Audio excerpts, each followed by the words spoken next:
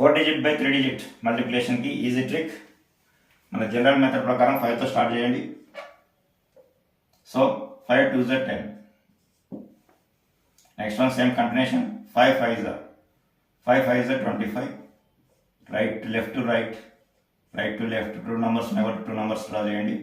5 5s are 25, 2 3s are 6. Carrying number 1 31 32 3 and 2. Next one 5 3s are 15. 5 3s are 15. 3 numbers. So 5 3s are 15. 3 5s are 15. Next 2 2s are 4.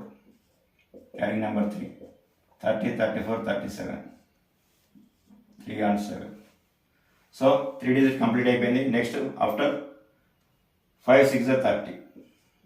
5ని 2తో multiply చేసాం, 5 complete అయిపోయింది, 3 complete అయిపోయింది. Next 6 5 6 are 30. So 6. So 6 నుంచి ఇక్కడ 3 digit number కాబట్టి only 3 digit number add చేయండి. ఇక్కడ నుంచి 3 digit number same. So 5 6 are 30, 3 3s are 9, 2 5s are 10. Carry number 3.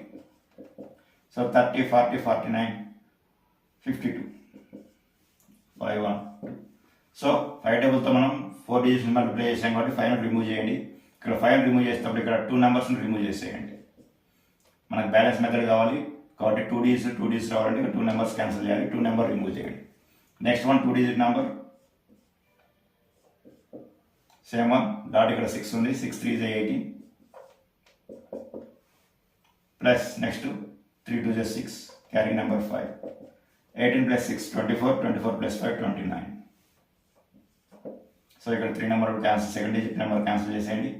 Next 6 2s are 12, 12 plus 2 14. So this is answer.